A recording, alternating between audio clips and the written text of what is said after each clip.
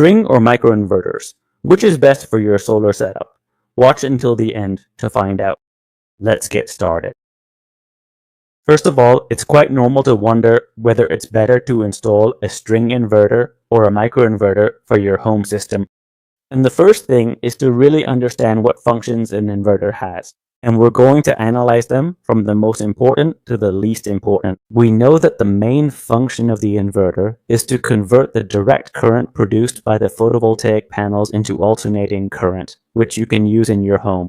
In addition, they also have a second quite important function, which is to manage the output of the photovoltaic array, ensuring that it operates for as much time as possible at its MPPT point. In other words, it should be able to produce the maximum power with photovoltaic panels. The one responsible for this is the inverter. Then there's also a third function, which is monitoring. That is providing real-time information about how much your photovoltaic panels are producing and how your system is operating. In addition to readings of voltages, currents, power, energy, power factor, or cause phi, and any other variable you want to know.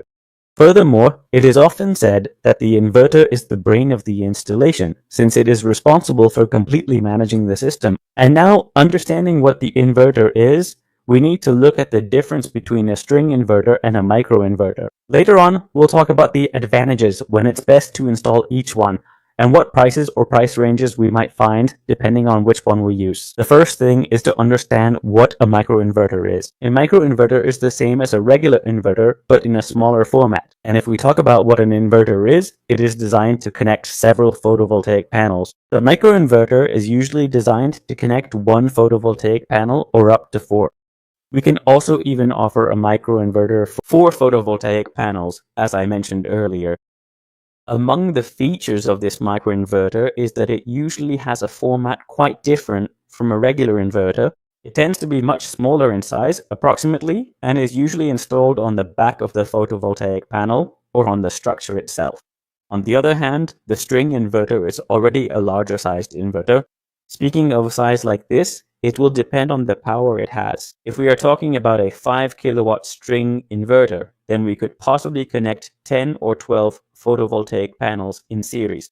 Here, the difference, just so you have an idea, is that if you want to install 10 photovoltaic panels in a house and use microinverters, you need approximately 2 to 5 microinverters. If you want to use a string inverter, one will be enough. Those would be the main differences. Now that we understand the main differences between one and the other, let's analyze what advantages the string inverter has and what advantages the microinverter has, and then look at the advantages each one offers. If we start with the string inverter, we're talking about a main advantage, which is that in terms of money per kilowatt, it is more economical. That is to say, a 5 kilowatt inverter will be cheaper than installing 2 or 3 microinverters. The second advantage is that they tend to be more efficient. We're talking about efficiencies that are around 98%, while microinverters usually have slightly lower efficiencies. The third advantage is the simplicity of the system, and with the inverter, you have everything in one place. The only thing we have to do is wire all the photovoltaic panels to that inverter. The fourth advantage is accessibility. Since a string inverter is usually installed either in the utility room or on the wall of the house, but generally in places that are quite easy to reach. So, when you need to do maintenance or when there's a fault and you have to go fix it or check it, it's much simpler and doesn't require. It's simpler, needing no lifting equipment. Fifth, there are more string inverter models than microinverters. Sixth, there's also more power. On the other hand, when it comes to microinverters, the main advantage is that they allow you to control each photovoltaic panel independently. Therefore, you can get more out of or extract more power from each panel individually. The second most important advantage is that it performs much better than previous installations when there are partial shadows. That is, if out of 10 photovoltaic panels, one of them is shaded, if you have microinverters, nothing will happen. You will only lose the production from one panel. Whereas if you have a string-type inverter connected to 10 photovoltaic panels and one of them is shaded, that will affect the production of the rest of the system. The third advantage is that it allows you greater flexibility and the ability to combine different orientations and inclinations. If you have a complex roof with different orientations and inclinations, it is better to use microinverters as they are responsible for controlling the behavior and operation of each panel individually. In those cases, if you install a string inverter, there will only be a single MPPT point common to all panels. So if they receive different amounts of sunlight at different times of the day, the panels receiving less energy will penalize those receiving more, and the overall energy output of the system will be lower. The fourth advantage is scalability. If you have 10 panels and want to add 2 more later, all you do is add 2 additional microinverters, one for each new photovoltaic panel. With a string inverter, handling extra panels might require resizing the installation and a new unit. With microinverters, you simply add the photovoltaic panel. On the photovoltaic panel with its microinverter, we analyze both for various scenarios to see which performs better. Microinverters are ideal for PV systems under 10 kilowatts. Additionally, if your roof is complex, that is, if it is not perfectly oriented in a single direction and you have multiple orientations or multiple slopes, in this case, the microinverter will be the best option. It can also be a good option when, even if your roof has the same slope and orientation, you have partial shading, maybe a tree that casts shadows on a module for a few hours of the day. In these kinds of situations or cases, it will also be very worthwhile to install microinverters. Another very interesting case for installing microinverters is when you want to monitor each microinverter individually.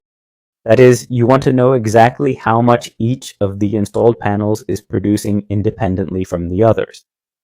As for string inverters, they are better suited for the following cases. First, installations of more than 10 kilowatts. For any installation over 10 kilowatts, it makes no sense to use microinverters. In these cases, you'll typically use string inverters. For installations under 10 kilowatts, if your roof is perfectly oriented and tilted in one or two directions, a string inverter is more cost-effective. This also applies if there's no nearby shading to impact your solar panel system's production. In this case, I would also recommend that you use a string inverter. So to summarize, we would say that in general, it is usually better to use a string inverter because in terms of cost per kilowatt, it is more economical. Although it is also true that if you want to go for a slightly more premium installation, or if you want to save yourself from dealing with complexities like partial shading or different orientations, in these cases, it will be more advantageous to install microinverters. There's another use case I wanted to talk about, which is when we want to add storage to the photovoltaic installation. Two scenarios can occur. You either have an existing string installation or one with microinverters. Since these lack easy storage options, a retrofit requires adding a new inverter charger and batteries. Both options are equally valid. However, if starting from scratch and you want storage, choosing a hybrid inverter allows you to connect both the panels and batteries to the same unit. Whereas if you choose microinverters, you will need, in addition to the microinverters, another additional inverter charger to connect the battery. Therefore, the power electronics increase when using microinverters, and so does the economic cost. Whereas if you use a string inverter in these cases, you only need to choose a hybrid inverter that allows you to add storage. Well, those are the advantages of using microinverters versus a string inverter. Please let me know in the comments what you think of the video and if you'd like us to analyze in more detail the economic options between a string inverter and a microinverter. If you enjoyed this topic, please subscribe and like it. If you'd like to see similar content, please check out this video on how many solar panels you need for your home, or this video on how inverters work in general. Thank you for your support and see you in the next video with Mr. Solar.